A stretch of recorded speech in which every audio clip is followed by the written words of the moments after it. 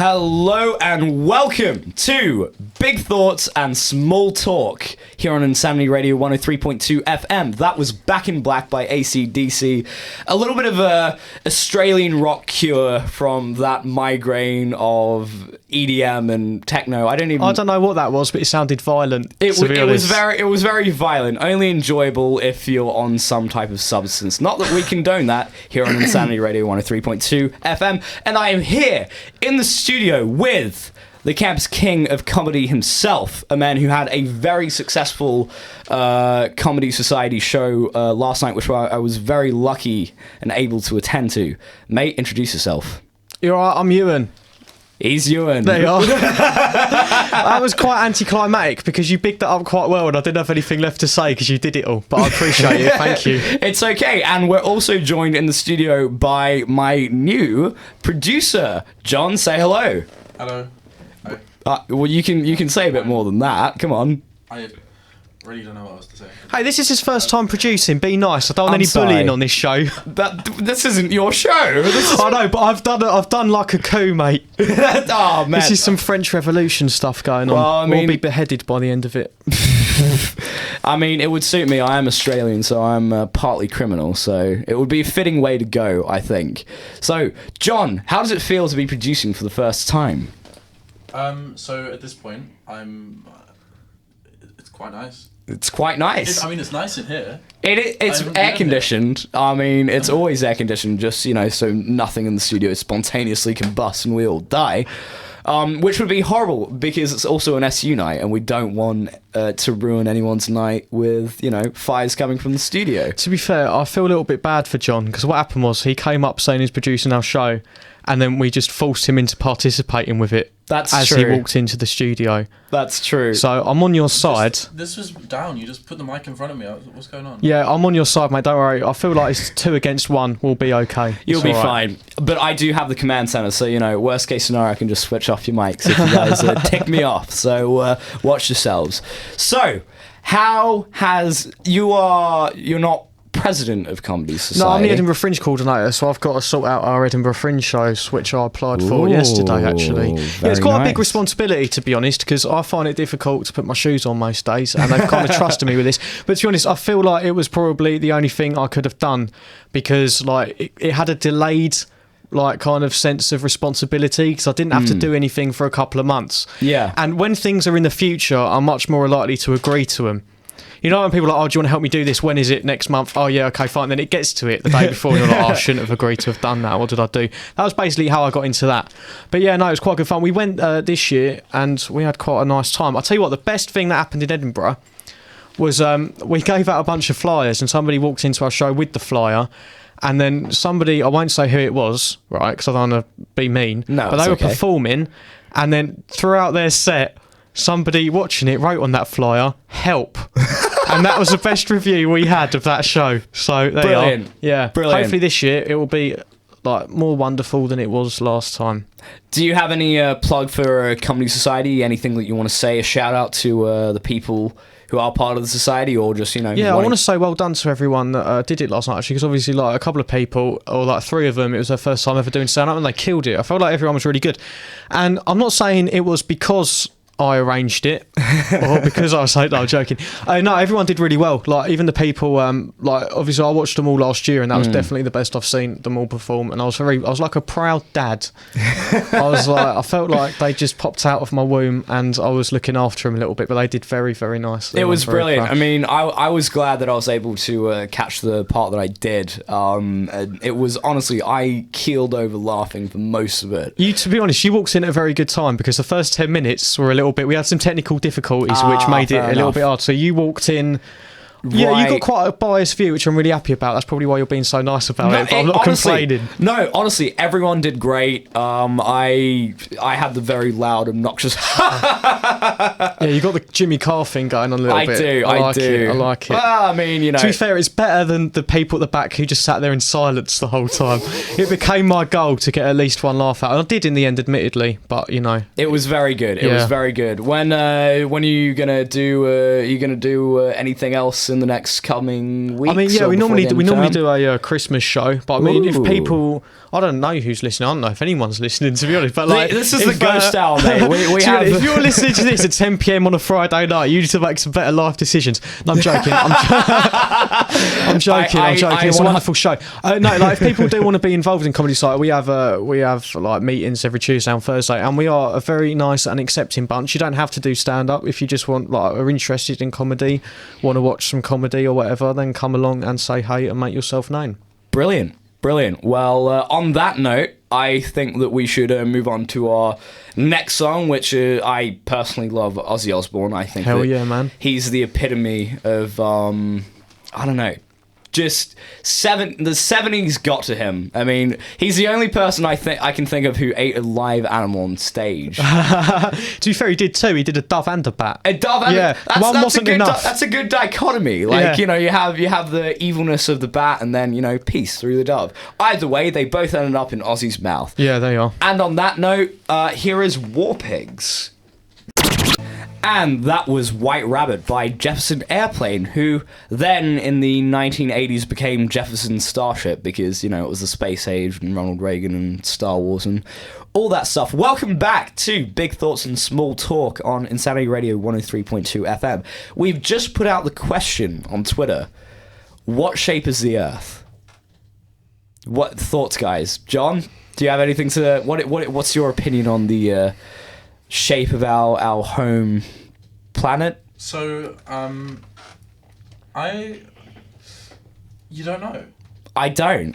I'm asking you. I genuinely don't know. I don't pay attention to physics. It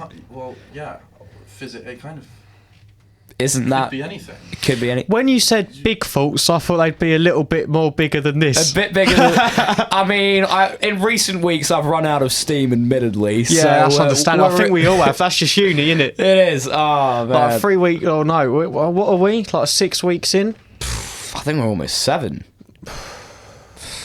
Mate. Indeed. I think this was the end of week 7, wasn't it? I don't know. To be honest, John, I'm just happy you're talking now. You've warmed up to this process and you're all right. It's good. Oh man, I can't believe that we're near the end. I'm gonna have to I might do a Christmas special. That'll be good. You could get like the actual Father Christmas on. Yes, that'll be good. Can't we? You're my producer. Get him on. I can Make the phone call to the North Pole. To be fair, right, I actually used to think that Father Christmas was real, and I also thought that Pokemon was real, and I really wanted a Pokemon license, right? So I thought, no, listen, this is important. Of course, in Britain you need a Pokemon license. Yeah, no, that's like legit in Pokemon. They have this thing called Pokemon license, and I was like, right, I need to apply for a Pokemon license. This is my biggest goal in my life at the moment. When I was about 8 years old, so what I did was I wrote out an application that I designed myself, which is quite impressive for somebody of the age at the time, I may add, right? And then I thought, how am I going to get this to the Pokemon dimension? Obviously Santa, right? He's got connections. He knows what's going on. So I sent it to Santa, right? And then I waited, and then on a Sunday, which I found weird because there's no post on a Sunday, a magical package appeared in my front porch, and I opened it, and it was actually a provisional Pokemon license. Yeah, because you have to be 10. You have to be 10 to have Pokemon license. And then it took me about 2 years before I figured out that was my parents just being nice and leading me on. That's really nice. Yeah, that's great. That's nice. Speaking of Pokemon, have you seen there's a trailer out for there's a Pokemon movie, Detective Pikachu. They've exploited Pokemon now to the extent that... Here's the thing. It actually looks pretty good. No, I was like, there's no way they can make this work. It's just a cash grab. It's just, we're running out of ideas for movies these days. But Ryan Reynolds voices it'll be Pikachu. Good then. Yeah. And honestly, it actually looks like an interesting, sort of plot where what does he detect, though? Is it, other Pokemon crimes, or...? Apparently he, I'd imagine, but, apparently the plot line, the synopsis of the film is he teams up with this, kid who can understand Pikachu, what he's saying. It's the voice of Ryan Reynolds, and they have to find this kid's dad. So like maybe it's like a murder mystery. I'd really love if they take Pokemon into like an R-rated direction. There was actually, obviously we can't say it on the radio, but this is a good thing for you guys to consider. It was a really good meme, and it was like, your favourite U-rated film is now PG-13, so it's allowed one F-bomb. Where do you put it? Oof. And then somebody put in, obviously, you know the phrase Shrek says, "Get out my swamp." They included it in that, and I thought that was brilliant. That was probably the best answer. That question's closed now because they've won. I can't think of any other way to put it in any other film. No, Shrek definitely takes the cake. It's done. Yeah, it's brilliant. It's brilliant. So okay. People have been answering our poll. There are people listening. Hopefully, and maybe not just. Or just on Twitter. So far, we've had 3 votes. 67% of people are saying sphere, while we have 33% saying trick question, there is no Earth. To be fair, I do study philosophy, and I'm kind of going on them. Yeah, I mean, this is great. I mean, I'm big into like conspiracy theories and all that. They're good, aren't they? They're one of them things that you watch at like 4 o'clock in the morning on YouTube when you can't sleep, and you know that weird part of YouTube when it all gets a little bit funny, and you're like, you click on one video at like 10 o'clock at night before you go to bed, and then you're just taken on a whirlwind ride. I don't understand how I can get from Slipknot live at Download 2009 to was Jimmy Savile a wizard? Because that actually happened. That genuinely happened in my life. I think the weirdest thing I got to, I was doing a research project on like the Roman Empire, and I was like, what was the First Punic War? And about 4 hours later, I got to this video of a man holding 2 pieces of cardboard to his ears, and the title of the video was, "What does your voice actually sound like to other people?" And I was like, I like stopped myself. I was like, this is pointless. As a man holding cardboard to his ear, why do I need to know this? Is that what influenced you to go on the radio? I guess so. Because now I can listen back and just hear how horrible my voice is and how nasally and such a weird pan-global accent. It's like Australia, but with a bit of America. To be fair, I think these radio mics do something weird to your voice, because I've got quite a harsh Essex accent, but when I'm doing this, I do feel the need to talk a little bit like a flight attendant. Like, you know that kind of warm voice I use on the plane to make everyone calm? It's got like a warm, it's like my voice is giving you a cuddle. That's fair enough. I mean, I fly Aer Lingus when I go back to the States, and like they do everything in English and then Gaelic. Why Gaelic? Because Irish people, they speak Gaelic still, apparently. I thought it was a dead language. I thought, Yeah, it's like Latin. Yeah. But apparently they still speak it, and they do like all the announcements. It's like, oh, begorra, did a potato. And I'm like, oh, wow. I just want to hear like swear words and then look at the flight attendant and be like, oh, what does that word mean in Gaelic? Or what does that translate to? Yeah. I'm just getting over your impression. That was really accurate. Was it? It was. I wasn't expecting it. It took me by surprise, to be honest. I'm quite. I'll give you a B+ for that. Thank you. I pride myself in my obscure impressions. Yeah, I'm notoriously bad for accents. It's like a predicate of who I am. Like when people describe me, they go, "Ewan wears a beanie, bad accents." So it's like 3rd on the list. I'm terrible. What? Okay, so like if I ask you to do like an be careful what one you choose, because I'm going to get in trouble. That's okay. That's okay. All right. Oh boy, what's the accent that you think you're the best at? Well, I mean, that probably, isn't your own native tongue. Probably Italian, because I study it. But I mean, I don't think I could do an Italian accent with English. You don't give it a shot. Go on. Right. I'm going to apologise in advance for this. And if anyone listening is Italian, please don't banish me from your country, because I would like to move there. But wait, what do you want me to say in an Italian accent? Can I have an extra large deep dish pizza, please? Can I have the extra large deep dish pizza? See, I'm bad, innit? I can't do it. Oh, mate, that's brilliant. That's honestly, I think that, just with that accent alone, you could probably get Italian citizenship. Yeah, I don't even need to bother revising for my end of year speaking assessment, I don't think. I'll probably just do what I did there and then get kicked out of university. It's brilliant. It's brilliant. Yeah, there you are. All right, John, can you do an accent? The only one I could ever do was kind of a bad Welsh accent. Go on. I think the accent of Welsh is bad anyway, so you could do a good Welsh accent. The views of Insanity Radio 103.2 on we do not attack the Welsh. We love you. Keep listening. Wales is lovely anyway. So. Exactly. Go on. Do your Welsh accent, John. Go on. So Welsh accent, what do we say? What should I say in Welsh? Like an accent. What would you say? Could I have a rum and coke, please? Can I have a rum and coke, please? That's pretty good. That's pretty good. That's not bad. All right. Can you say, Gavin, you still need to pay the £1 to see Santa? Gavin, you still need to pay the £1 to see Santa. Yeah, it was like, that was pretty good. You're straight out of Cardiff, mate. That's brilliant. That's brilliant. I don't know what accents I'm good at. Like, well, I mean, apart from the Irish one you just did, because that was brilliant. Oh, big order. I'm straight from Dublin, and I don't know what to say when I'm in this type of mode. That's not good. I've drifted off. It's better when I'm just speaking gibberish in an Irish accent. Yeah, fair. Yeah, I can do the Slav. That's pretty good. The Slav, it's part of my heritage. So we drink like bull, and then we fight like men, and then we wrestle with bear.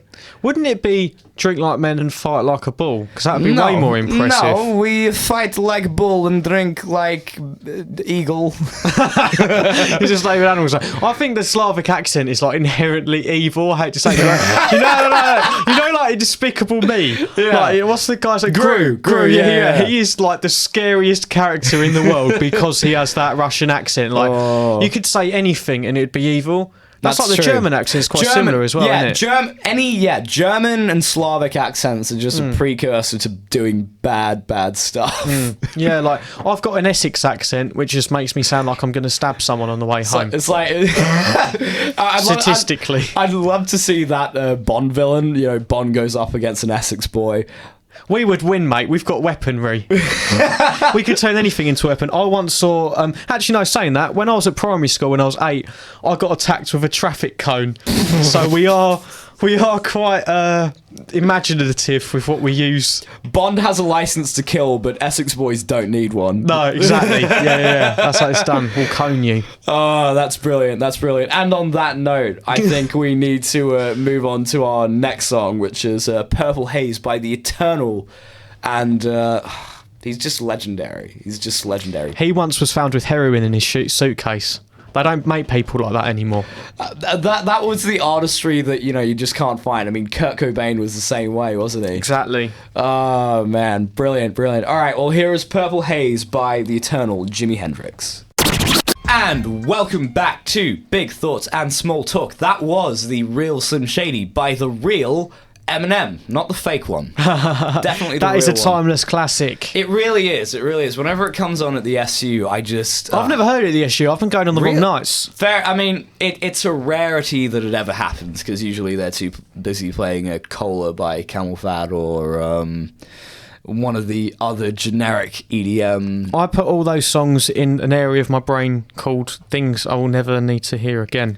Yeah. Or actively to avoid. I think they've actually released the playlist for the songs that they play in Guantanamo Bay to torture prisoners, and I think it's actually the majority it's quite similar. of songs. Yeah. It is very similar, just straight generic 2018, 2017 EDM. But let's not knock the SU. They do a good job, don't they? Yes. Yeah. Yeah, man, it's all good. It's all good. Now, we have to compare headlines from Britain. Obviously, you are representing the good people of the England. UK. England. I've never done that in my life. Really? No. Feels good. Oh no. I'm not proud of being from here. Well, that's okay. Sorry, I feel like this show was being quite light-hearted and I made it go really serious for a minute. Hey, I mean, you're a funny man. Yeah, let's back that up. Sorry. No, that's okay. Sorry for telling you my feelings. Right, it's alright, let's move on, sorry. And obviously I will be representing the United States, even though I'm not actually American. Contrary to popular belief, everyone. So I've got headlines from the great state, the gunshine state, as it's also known as, Florida. We love Florida. Named after the rapper Flo Rida. That's well funny. I try my best. Maybe I should be on the next comedy I'll show. get you on, mate. Let me know. Yeah, I'll try my best, but I'm sure I'll bum. Okay, so one of the headlines... Oh boy, this is great. Florida man claims wife was kidnapped by holograms. That is crazy. What happens in Florida? Okay. That sounds like... So he did something to his wife, and then they went, what did you do? And then he was like, oh, I just need to think something. And then, like, he just regurgitated the first thing that came out of his head. Like, the holograms! All right, Britain. Okay. No books loaned from Barrow Island Library in a year. Aww. It's a little bit, like, not as cool. But I do like this bit, actually. 18 books were technically checked out of the library on Barrow Island, but they were by IT staff making sure the machine worked. There you are. I bet they were looking through them documents. They got really happy, like, oh my god, we've had somebody take out a book, and then somebody had to break the horrible news to them, like, oh no, sorry, that was me just checking the system. Just wanted to see if the machine worked. Yeah, like, but I can't believe, like, nobody's taken anything out of this library. I feel sad, because I reckon that place is run by lovely little old ladies volunteering, definitely. and they just have to sit there gossiping alone with no one else. So, listeners, please get down to Barrow Island. Barrow Island Library, and help make a difference to these lives of the people that are currently bored. Barrow Island, if you're listening, this one is for you. We're gonna send. Got you. We got you. Don't worry. Free publicity right here on Insanity Radio 103.2 FM. Okay, next headline coming out of Florida. Let's have a look. Oh boy. Florida man really wants to force a jury to watch his sex tape. Right, I feel like Florida might be a worse place than here. Okay, as an Essex lad, where would you put Florida? Like Florida versus Essex? To be fair, I think I have more respect for Essex because obviously we don't have guns. But we still managed to get the job done.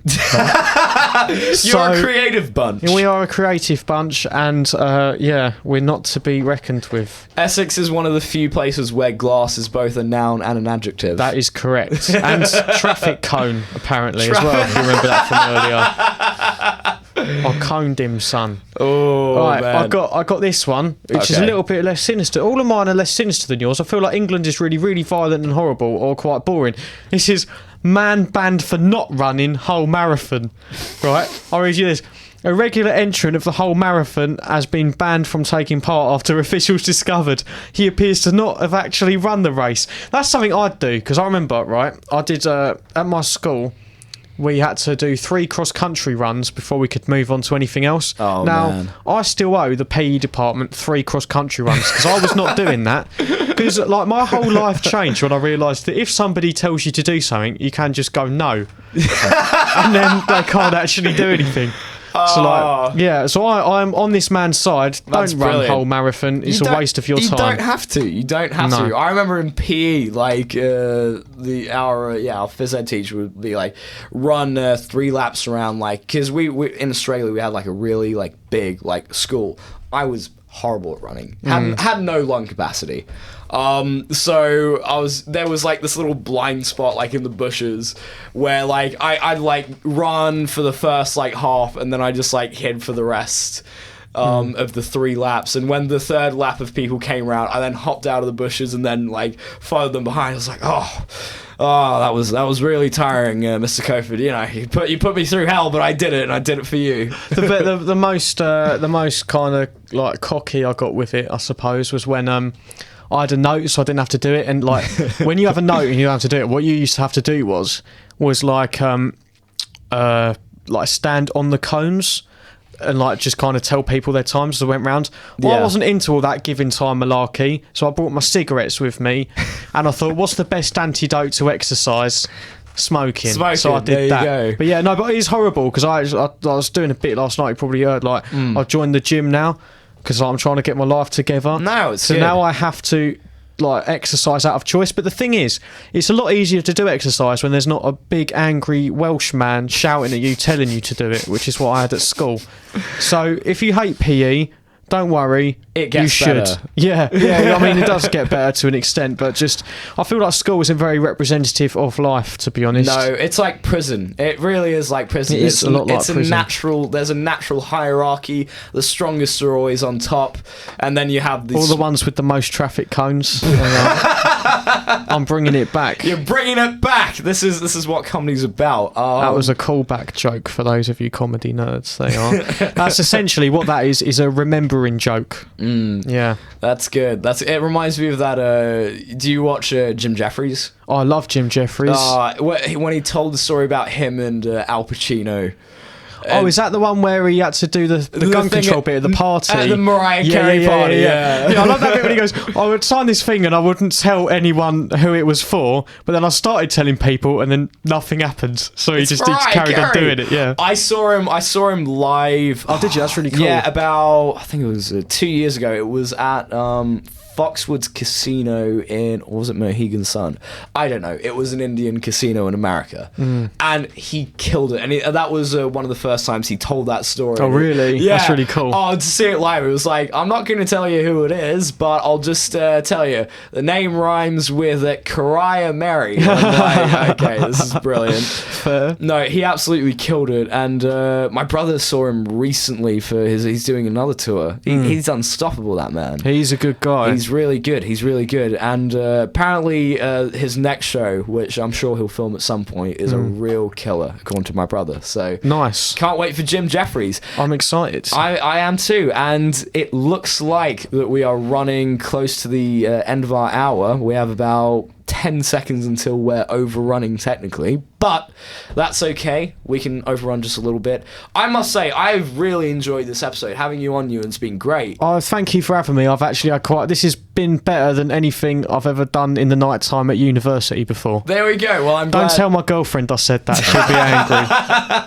Well, I'm glad that we could treat you. And John, thank you for being my producer. It was long overdue. You've been a good presence. You're like our guardian angel in the studio. Kind of. Well, our Welsh guardian angel. I haven't done my job, have I? I mean, I think Can I you just have. say, yeah, he's in quality control, and then in the break after we were doing the accents, he just like gave me this shake of his head, and it was like he was like an angry dad. That's what happens. What am I here for? Okay. You're here for emotional and moral support. That's why you're here, John. We love you, and I can't wait to have you back next week. I will. I'll be back next You week. It's nice to meet you. You have a legal obligation to be back next week. Oh man, well, it's been great having you on. Thank you very much. No problem at all. This has been Big Thoughts and Small Talk. I've been your host, Ilija Manovic, and this is Insanity Radio 103.2 FM. I will catch all of you beautiful people next week.